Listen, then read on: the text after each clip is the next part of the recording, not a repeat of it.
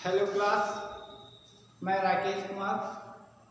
आज हम चर्चा करेंगे हिंदी व्याकरण की। हिंदी व्याकरण में काव्य सौंदर्य के तत्व, जिसमें हाई स्कूल 9th और इंटर की क्लास में 6 नंबर के क्वेश्चन आते हैं काव्य सौंदर्य से, जिसमें आज हम चर्चा करेंगे रस की। रस जो कि 2 अंक के पूछे जाते हैं, 2 अंक होते हैं इसके लिए। तो आइए हम रस को समझते हैं कि रस क्या होते हैं, रस किसे कहते हैं। रस शब्द का पर्याय है।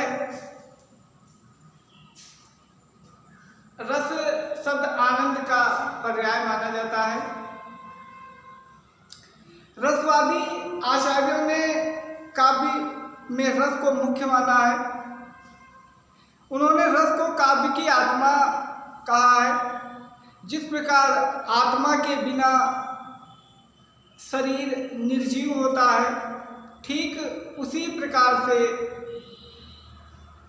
काव्य में रस न होने पर वो काव्य नीरस माना जाता है।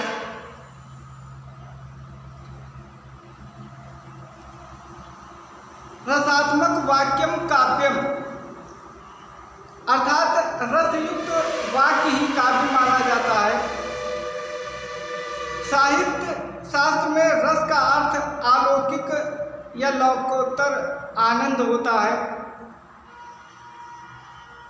रस की परिभाषा आइए हम जानते हैं।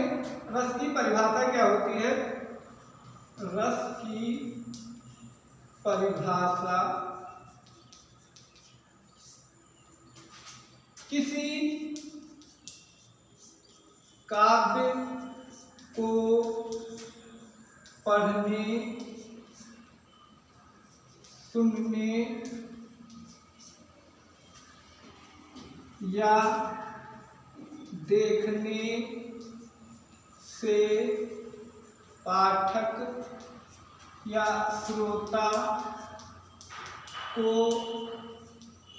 जो आनंद प्राप्त होता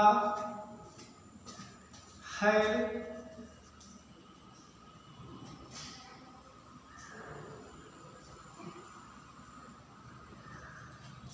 जिससे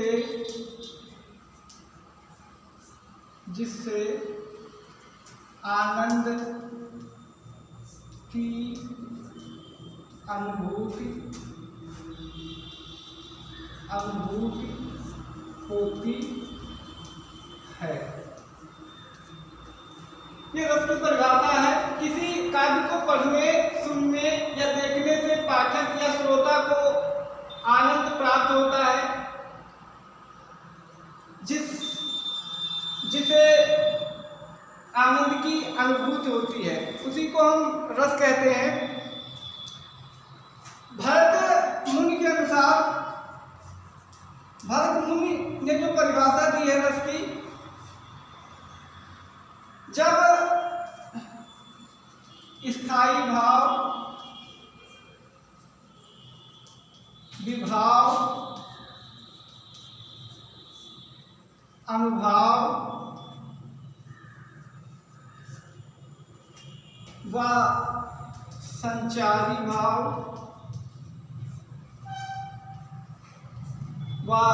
संचारी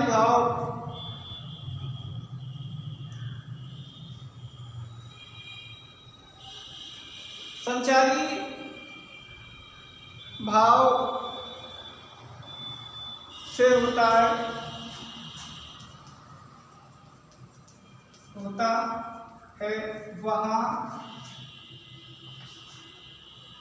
वहाँ रस की निष्पत्ति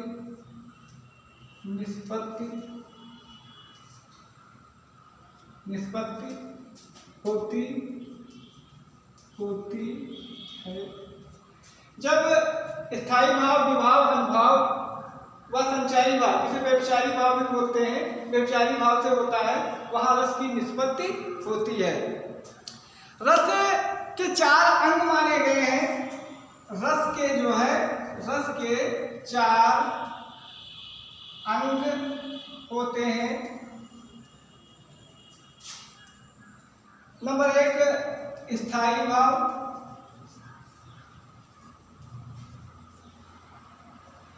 नंबर 2 विभाव, नंबर 3 अनुभाव,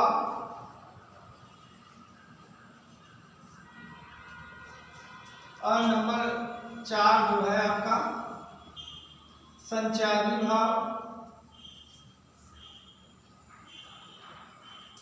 या व्यभिचारी भाव से भी बोलते हैं।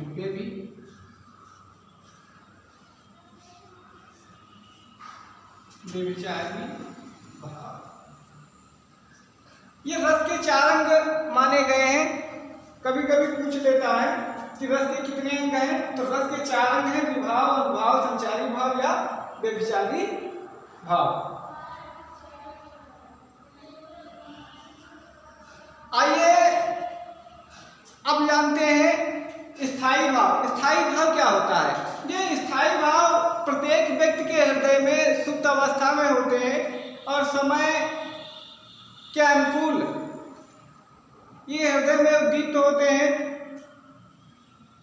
प्रत्येक व्यक्ति के हृदय में ये स्थायी भाव होते हैं, जैसे क्रोध, शोक, हास्य, विस्मय, भयानक, रौद्र आदि स्थायी भाव होते हैं।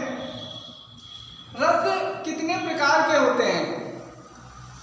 भरत मुनि के अनुसार रसों की संख्या 9 मानी गई है, परंतु वर्तमान में रसों की संख्या को 10 माना गया है, जिसमें वात्सल्य रस को शामिल किया गया है। आइए अब हम जानते हैं रसों के बारे में। तो रस की संख्या कितनी होती है, पहले ये जान लेते हैं। रस और उनके स्थायी भाव। पहला रस आपका है श्रृंगार रस। श्रृंगार रस, इसका स्थायी भाव जो होता है नृत्य, जिसे प्रेम भी जानते हैं। श्रृंगार रस के 2 भाग होते हैं, संयोग श्रृंगार और वियोग श्रृंगार। संयोग श्रृंगार, संयोग श्रृंगार वह रस होता है जिसमें नायक और नायिका श्रृंगार रस के 2 भाग माने गए हैं, संयोग, दूसरा वियोग। संयोग श्रृंगार, दूसरा वियोग श्रृंगार। दोनों का स्थायी भाव रति या प्रेम होता है। संयोग श्रृंगार में जब नायक और नायिका का मिलन होता है, वहां पर संयोग श्रृंगार होता है। इसके उदाहरण आप समझ लीजिए। बतरस लालच लाल की मुरली धरी लुकाए, सौम करे भौहन हंसे, दैन कहे नट जाए। ये प्रसंग उस समय का है जब गोपियां श्री कृष्ण जी की बांसुरी को चुरा लेती हैं और उनसे इशारों में बताती हैं। अगला उदाहरण जो है, ऊधो मोय ब्रज बिसरत नाही, ऊधो मोय ब्रज बिसरत नाही, मेरे तो गिरधर गोपाल, दूसरो ना कोई। ये संयोग श्रृंगार की उदाहरण है। राम को रूप निहारत जानकी, कंगन के नख की परछाई, जात समय सुध भूल रही, कर टेक रही पर टारत नाही। ये प्रसंग उस समय का है जब सीता स्वयंवर हो रहा था, तो सीता माँ कंगन की परछाई में श्री रामचंद्र जी को निहार रही थी। ये उस समय का प्रसंग है। आइए बात करते हैं वियोग श्रृंगार की। वियोग श्रृंगार वहाँ होता है जब नायक और नायिका एक दूसरे से अलग हो जाते हैं, बिछड़ जाते हैं, वहाँ पर वियोग श्रृंगार होता है। एग्जाम्पल जान लेते हैं। हे खग हे मधुकर श्रेणी, तुम देखी सीता मृग नैनी। ये प्रसंग जब माता सीता का रावण हरण करता है, उस समय श्री रामचंद्र जी सीता माता को ढूंढते हुए जंगलों में भटकते हैं और पशु पक्षियों से पूछते हुए फिरते हैं। ये उस समय का वर्णन है। वहां पर नायक श्री रामचंद्र और सीता माता का वियोग होता है। अगला एग्जाम्पल है निस्दिन बरसत नैन हमारे। अगला मैं तो गिरधर के संग जाऊं। अगला एग्जाम्पल है अखियां हारे, अखियां हरि दर्शन की भूखी, अखियां हरि दर्शन की भूखी। ये वियोग श्रृंगार का उदाहरण है। बिन गोपाल बैरन भई कुंजे, बिन गोपाल बैरन भई कुंजे। ये भी वियोग श्रृंगार का उदाहरण है। अगला रस जो हमारा है नंबर 2, वो हास्य रस का है। हास्य, इसका स्थायी भाव हास होता है। जब भाव विभाव अनुभाव और संचारी भाव के संयोग से हास नामक स्थायी भाव की उत्पत्ति होती है, वहां पर हास्य रस होता है। इसके उदाहरण हम जान लेते हैं। खद्दर कुर्ता भक भको, खद्दर कुर्ता भक भको नेता जैसी चाल, यो बालक मो मन बसो सदा बिहारी लाल। ये हास्य रस का उदाहरण है। अगला उदाहरण इसका हम जान लेते हैं हास्य रस का। तंबूरा ले मंच पर बैठे प्रेम प्रताप, तंबूरा ले मंच पर बैठे प्रेम प्रताप, साज मिले 15 मिनट, साज मिले 15 मिनट, घंटा भर आलाप, घंटा भर आलाप, राग में मारा गोता, धरी धरी धीरे धीरे खिसक चुके थे सारे श्रोता। ये प्रसंग उस समय का है जब पंडित जी कथा की शुरुआत करते हैं, उस समय का वर्णन है हास्य रस का। अगला जो हमारा रस है 3 नंबर का करुण रस। करुण रस, इसका स्थायी भाव जो है वो क्रोध होता है। क्रोध,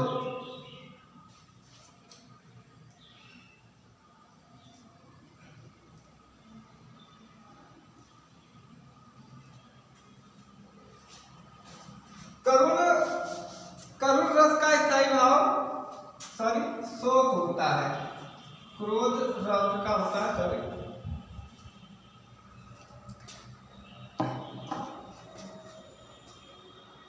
करुण रस जब भाव विभाव अनुभाव और संचारी भाव के सहयोग से शोक नामक स्थायी भाव की उत्पत्ति होती है, वहां पर करुण रस होता है। करुण रस के एग्जाम्पल हम जान लेते हैं। शोक बिकल सब रोवहि रानी, रूपशीलु बल तेज बखानी, करहि बिलाप अनेक प्रकारा, परहि भूमितल 12 ये वर्णन इस समय का है जब दशरथ का स्वर्गवास हो गया था। हाय राम कैसे झेले हम अपनी लज्जा अपना शोक, गया हमारे ही हाथों से अपना राष्ट्रपिता परलोक। ये वर्णन उस समय का है जब गांधी जी को नाथूराम गोडसे ने गोली मारी थी, उस समय का प्रसंग है। हाय राम कैसे झेले हम अपनी लज्जा अपना शोक, गए हमारे ही हाथों से अपना राष्ट्रपिता परलोक। जब गांधी जी को गोली लगी थी, ये उस समय का वर्णन है। अगला उदाहरण देखते हैं करुण रस का। देख सुदामा की दीन दशा, करुणा करके करुणा निधि रोए, देखी सुदामा की दीन दशा, करुणा करके करुणानिधि रोए। जब सुदामा जी की हीन दशा को देखकर श्री कृष्ण जी रोए थे। अगला एग्जाम्पल है, प्रिय पति वह मेरा प्राण प्यारा कहाँ है। प्रिय पति वह मेरा प्राण प्यारा कहाँ है, ये करुण रस में उदाहरण है। अगला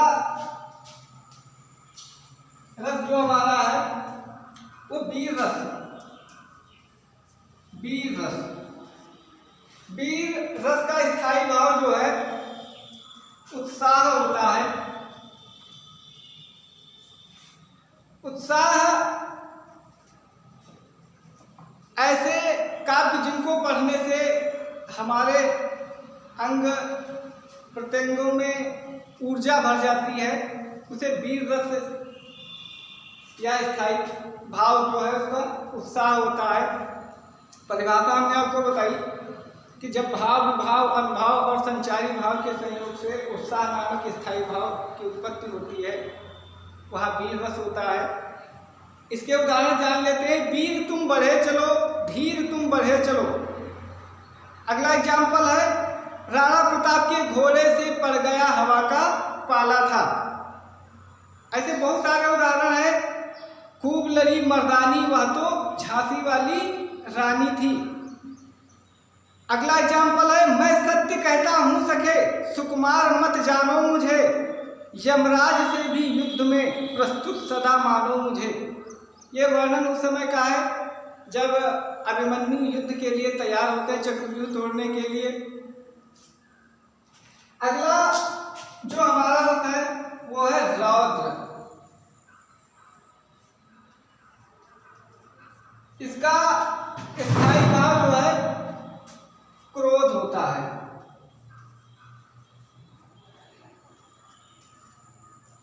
क्रोध रौद्र का स्थायी भाव होता है। इसके एग्जाम्पल जानते हैं। अतिरस बोले वचन कठोरा। अगला एग्जाम्पल, श्री कृष्ण के सुन वचन अर्जुन क्षोभ से जलने लगे। श्री कृष्ण के सुन वचन अर्जुन क्षोभ से जलने लगे। अगला एग्जाम्पल देखते हैं इसका, सुर नर असुर गंधर्व किन्नर आदि कोई भी कहीं।